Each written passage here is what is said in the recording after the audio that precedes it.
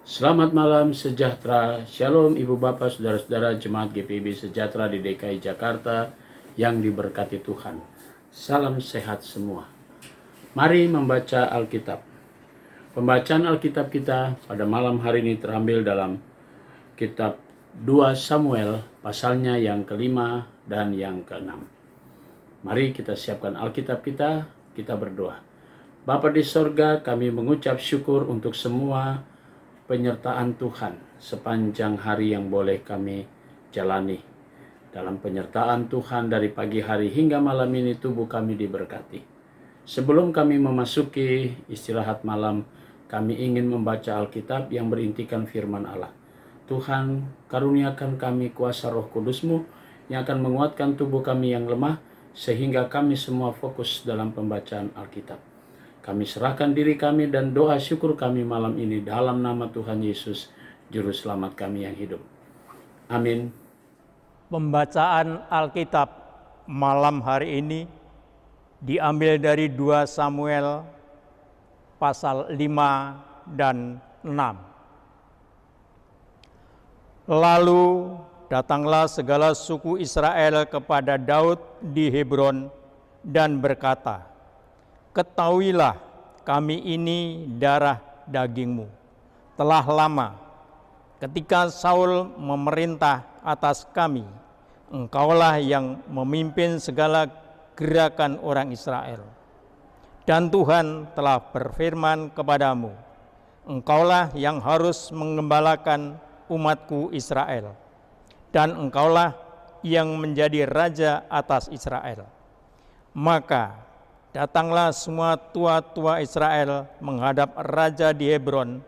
Lalu Raja Daud mengadakan perjanjian dengan mereka di Hebron dan di hadapan Tuhan. Kemudian mereka mengurapi Daud menjadi raja atas Israel. Daud berumur 30 tahun pada waktu ia menjadi raja. 40 tahun lamanya ia memerintah. Di Hebron ia memerintah atas Yehuda 7 tahun 6 bulan, dan di Yerusalem ia memerintah 33 tahun atas seluruh Israel dan Yehuda. Lalu raja dengan orang-orangnya pergi ke Yerusalem, menyerang orang Yebus, penduduk negeri itu. Mereka itu berkata kepada Daud, "Engkau tidak sanggup masuk kemari. Orang-orang buta dan orang-orang timpang akan mengenyahkan engkau." Maksud mereka, Daud tidak sanggup masuk kemari, tetapi Daud merebut kubu pertahanan Sion, yaitu kota Daud. Daud telah berkata pada waktu itu, "Siapa yang hendak memukul kalah orang Yebus, haruslah ia masuk melalui saluran air itu." Hati Daud benci kepada orang-orang timpang dan orang-orang buta. Sebab itu orang berkata, orang-orang buta dan orang-orang timpang tidak boleh masuk bait. Dan Daud menetap di kubu pertahanan itu dan menamainya kota Daud. Ia memperkuatnya sekelilingnya mulai dari Milo ke bagian dalam. Lalu makin lama makin besarlah kuasa Daud, sebab Tuhan Allah semesta alam menyertainya. Hiram, raja negeri Tirus, mengirim utusan kepada Daud dan kayu alas, tukang-tukang kayu dan tukang-tukang batu. Mereka mendirikan istana bagi Daud.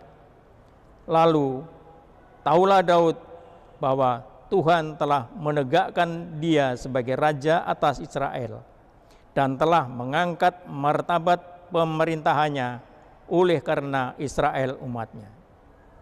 Daud mengambil lagi beberapa gundik dan istri dari Yerusalem setelah ia datang dari Hebron, dan bagi Daud masih lahir lagi anak-anak lelaki dan perempuan.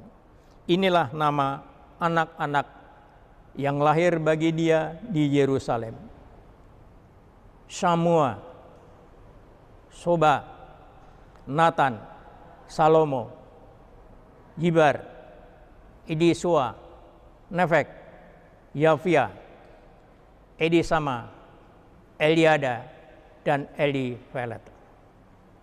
Ketika didengar orang Filistin bahwa Daud telah diurapi menjadi raja atas Israel, maka majulah semua orang Filistin untuk menangkap Daud.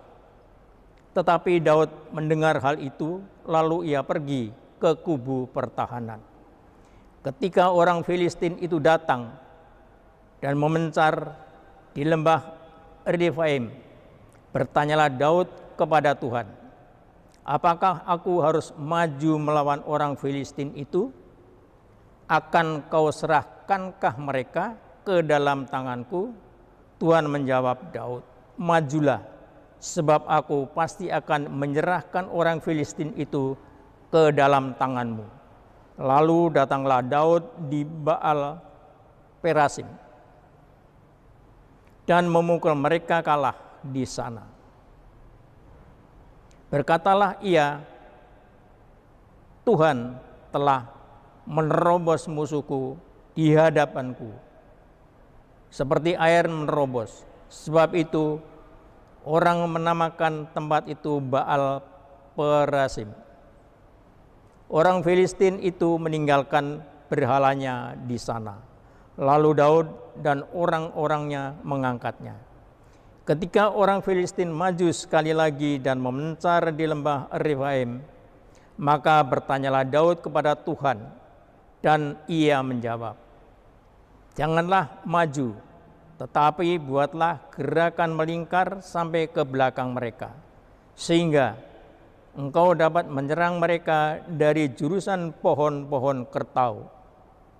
Dan bila engkau mendengar bunyi derap langkah di puncak pohon-pohon kertau itu, maka haruslah engkau bertindak cepat, sebab pada waktu itu Tuhan telah keluar berperang di depanmu untuk memukul kalah tentara orang Filistin. Dan Daud berbuat demikian seperti yang diperintahkan Tuhan kepadanya. Maka ia memukul kalah orang Filistin mulai dari Geba sampai dekat Geser. Pasal yang ke-6. Daud mengumpulkan pula semua orang pilihan di antara orang Israel, 30.000 orang banyaknya. Kemudian bersiaplah Daud lalu berjalan dari Baale Yehuda dengan seluruh rakyat yang menyertainya untuk mengangkut dari sana tabut Allah yang disebut dengan nama Tuhan semesta alam yang bertahta di atas kerubim. Mereka menaikkan tabut Allah itu ke dalam kereta yang baru setelah mengangkatnya dari rumah Abinadab yang di atas bukit. Lalu Usa, Ahyu, anak-anak Abinadab mengantarkan kereta itu. Usa berjalan di samping tabut Allah itu, sedang Ahyu berjalan di depan tabut itu. Daud dan seluruh kaum Israel menari-nari di hadapan Tuhan dengan sekuat tenaga, diiringi nyanyian kecapi, gambus, rebana, kelentung, dan ceracap. Ketika mereka sampai ke tempat pengirikan Nakon, maka Usa mengulurkan tangannya kepada tabut Allah itu lalu memegangnya, karena lembu-lembu itu tergelincir. Maka bangkitlah murka Tuhan kepada Usa. Lalu Allah membunuh dia di sana dengan keteledorannya itu. Ia mati di sana dekat tabut Allah itu. Daud menjadi marah karena Tuhan telah menyambar Usa demikian hebatnya. Maka tempat itu disebut orang Peres Usa sampai sekarang. Pada waktu itu Daud menjadi takut kepada Tuhan, lalu katanya, Bagaimana tabut Tuhan itu dapat sampai kepadaku? Sebab itu Daud tidak mau memindahkan tabut Tuhan itu ke tempatnya, ke kota Daud. Tetapi Daud menyimpang dan membawanya ke rumah Obed Edom orang Gad itu. 3 bulan lamanya tabut Tuhan itu tinggal di rumah Obed Edom orang Gad itu. Dan Tuhan memberkati Obed Edom dan seisi rumahnya. Diberitahukanlah kepada Raja Daud, demikian Tuhan memberkati seisi rumah Obed Edom dan segala yang ada padanya. Oleh karena tabut Allah itu, lalu Daud pergi mengangkat tabut Allah itu dari rumah Obed Edom ke kota Daud dengan sukacita. Apabila pengangkat tabut Tuhan itu melangkah maju 6 langkah, maka ia mengorbankan seekor lembu dan seekor anak lembu gemukan. Dan Daud menari-nari di hadapan Tuhan dengan sekuat tenaga. Ia berbaju efod dari kain lenan. Daud dan seluruh orang Israel mengangkut tabut Tuhan itu dengan diiringi sorak dan bunyi sangkakala. Ketika tabut Tuhan itu masuk ke kota Daud, maka Mikal, anak perempuan Saul, menjenguk dari jendela lalu melihat Raja Daud meloncat-loncat serta menari-nari di hadapan Tuhan. Sebab itu ia memandang rendah Daud dalam hatinya. Tabut Tuhan itu dibawa masuk lalu diletakkan di tempatnya di dalam kemah yang dipetangkan Daud untuk itu. Kemudian Daud mempersembahkan korban bakaran dan korban keselamatan di hadapan Tuhan. Setelah Daud selesai mempersembahkan korban bakaran dan korban keselamatan, diberkatinyalah bangsa itu demi nama Tuhan semesta alam.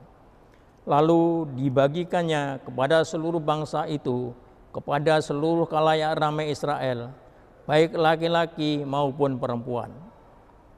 Kepada masing-masing seketul roti bundar, sekerat daging, dan sepotong kue kismis.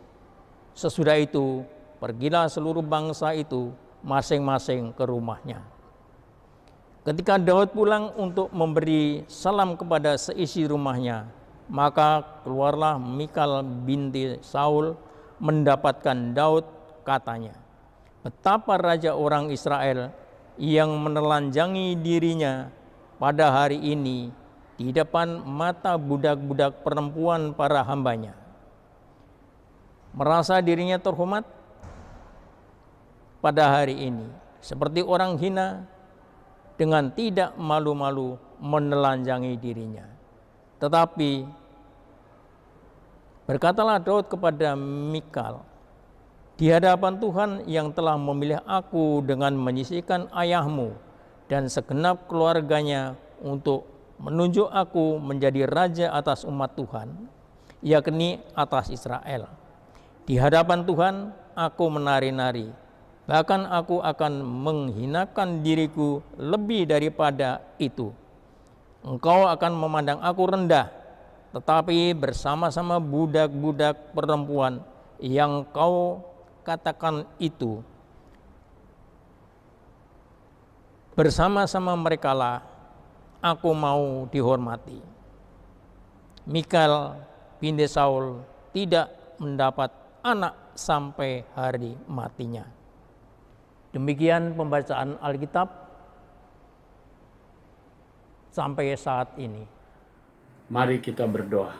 Bapa di surga, kami mengucap syukur untuk semua penyertaan Tuhan. Kami sudah dituntun dalam pembacaan Alkitab. Kini kami akan memasuki tidur malam.